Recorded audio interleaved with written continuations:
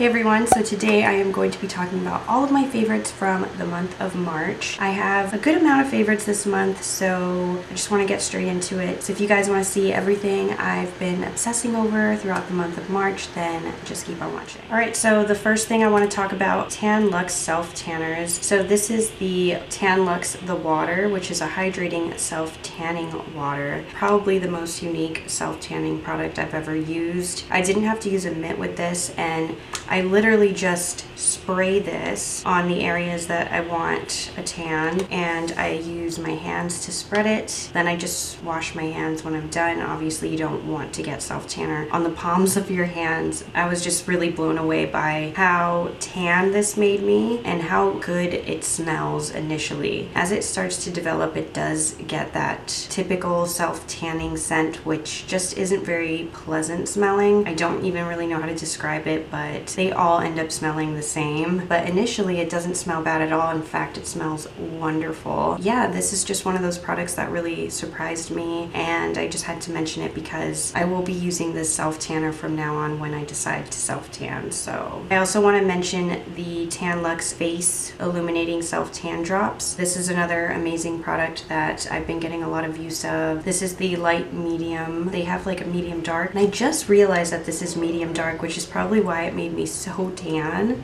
It made me so tan so quick, but it was really awesome. Anyway, this is super easy to use. You just put 2 to 3 drops into your moisturizer of choice and put it all over your face like you would a moisturizer. It gives you a really subtle, beautiful glow. Obviously, the more you use it, the more of a tan you'll get. Same goes for both of these products. I have been really loving these, so just had to mention them. All right, next up are the Function of Beauty shampoo and conditioners. The whole deal with this is that it's like personalized shampoo and conditioner for your specific hair needs. It's actually been working out really well. As you can see, I mean, I'm pretty sure everyone uses more shampoo than they do conditioner. I've been loving this formula so much. It's really helping my whole like oily scalp situation kind of not be so bad. And yeah, it smells like eucalyptus. That's the scent that I chose, and I don't really know what else to say about it because they're all like personalized. I think it's a really brilliant idea, and yeah, it keeps my hair like really clean. I did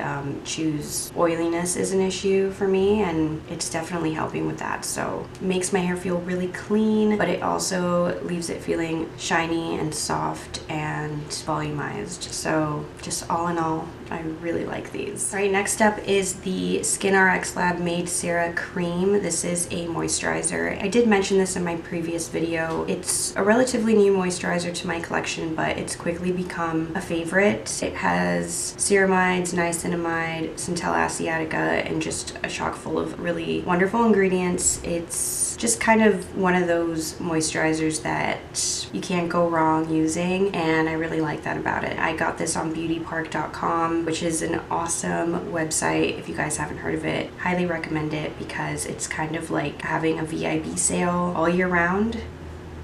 That's right, you heard me right. This moisturizer is bomb. And it's kind of like the CeraVe PM moisturizer in that it has like similar ingredients, but I find it to be a tad bit more moisturizing. It's definitely thicker. Like around during the winter months, this would have been really good. Nonetheless, I love this stuff. Okay, next up is the Summer Fridays Jet Lag Mask. Everyone's raving about this, and with good reason. This has amazing ingredients as well. So my favorite way to use the Summer Fridays Jet Lag Mask is as an eye mask. It is so amazing as an eye mask. It feels super cooling because it does have peppermint oil in it, but do not freak out when I say that it has peppermint oil. It is second to last on the ingredient list, which is wonderful. It has cucumber and peppermint all the way at the end of the ingredient list, and there are no sensitizing extracts or oils that will irritate the skin. So it's great for sensitive skin types. It's super moisturizing, and it really does plump and hydrate any fine lines on your skin. It is a pricey mask, and it does come in a tube, which I actually love. It's 2.25 ounces, and since I'm only using this as an eye mask now, I feel like the price is well justified. But if I were to use this consistently all over as like an all over face mask, this would go way too quickly. So there isn't like a lot of product in that respect. but again, since I use it as an eye mask, I really think it's well worth the price, and it really does make a difference. I sometimes wear it as an overnight eye mask, or sometimes we'll wear it for like an hour or 2 hours at a time and then rinse it off. It's really whatever you want to do. You could do all kinds of different things with this product, which I really like. The packaging is beautiful. I was able to go to the launch party here in New York, and Mariana is just the sweetest human. I'm so proud of her and Lauren for making Summer Fridays happen and for having such a successful launch. I can't wait to see what else they come out with next. Just bomb. All around amazing product. I highly recommend it. Alright, next up is this Tatcha the Silk Canvas Primer. So this is called a Filter Finish Protective Primer. I am seriously in love with this. I've been using it every single day as an eye primer, as an all over face primer, even on the days where I'm not wearing any makeup. I just love the effect that it gives to the skin. It makes it look really poreless. I've noticed that it's really helping with like the transfer of my mascara to my brow bone when I use it as an eye primer. So that's also a huge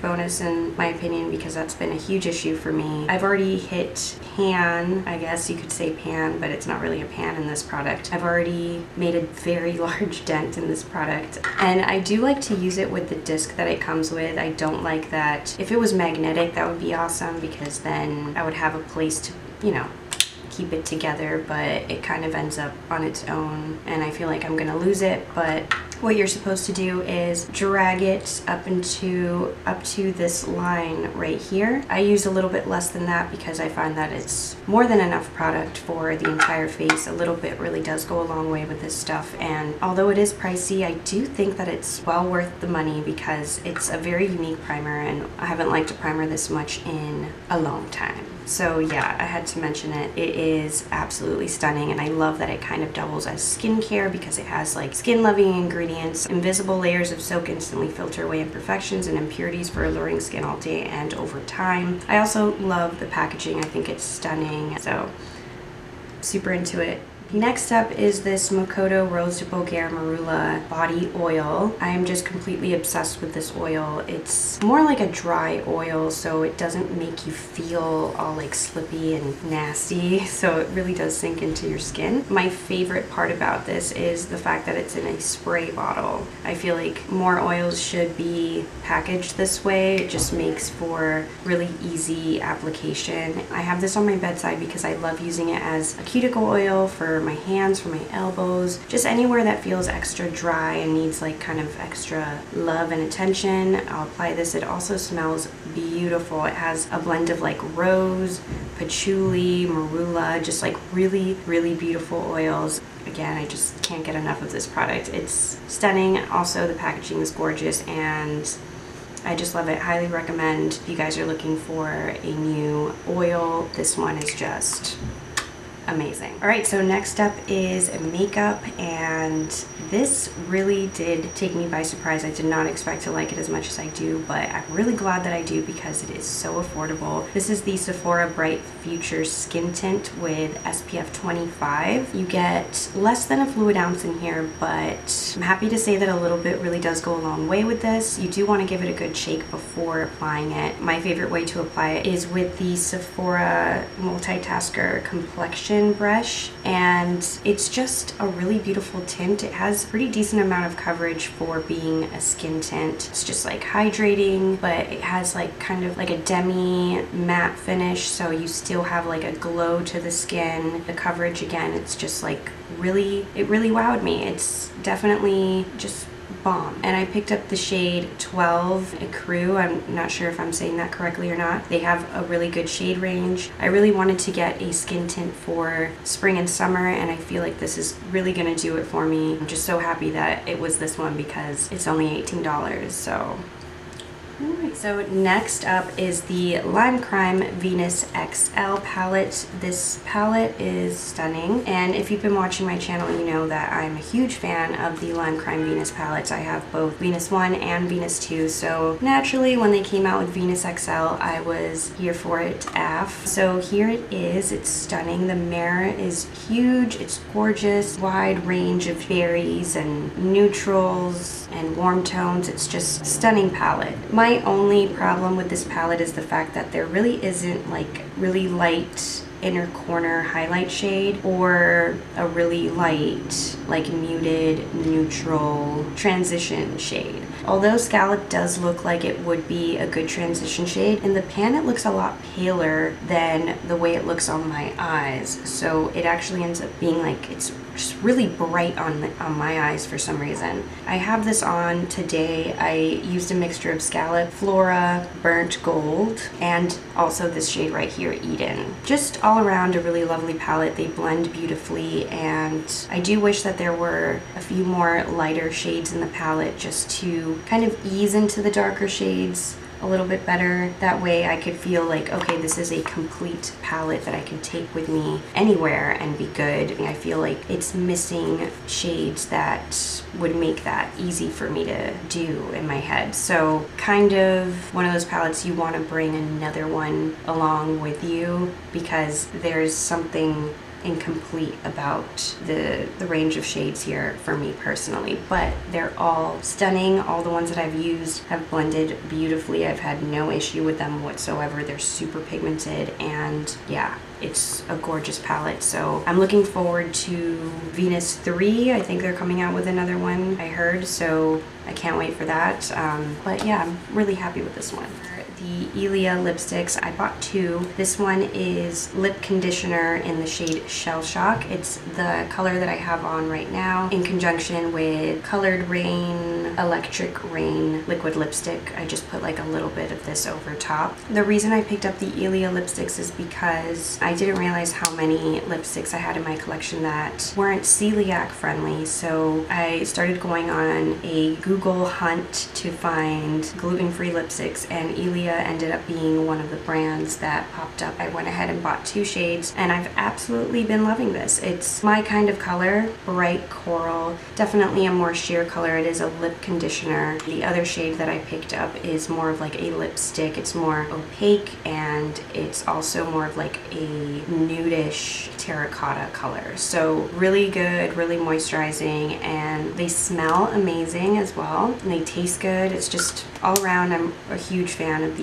Ilia lipsticks. I'd love to pick up some more sometime. Okay, so next up is this Ciate London Wonderland mascara. This is a mini size of the full size mascara. I actually got this as a 100-point reward at Sephora, and I had tried this before in the past and loved it. I guess I kind of like forgot how good this mascara was, so I never repurchased it again, and then the 100-point reward kind of reminded me how much I love this mascara, so I just wanted to mention this because I've been using this a whole lot in the month of March, and I probably will get the full size once this one runs out because it's so good, you know? Volumizing, and it's kind of like that dry formula that I love. I find that it's very similar to the Too Faced Better Than Sex mascara in a way. The wands are so similar. Again, those are like the mascaras I like. I like the chunky fat wands. I don't like those like plasticky looking ones, and yeah, I just like volume and length, and this gives me both. It's a really good mascara. Next up, I wasn't sure if this was going to be a hit or miss because the first time I used it, it didn't look good. This is the Anastasia Beverly Hills powder bronzer in the shade Rosewood, and when I swatched this in stores, I was like, wait, this is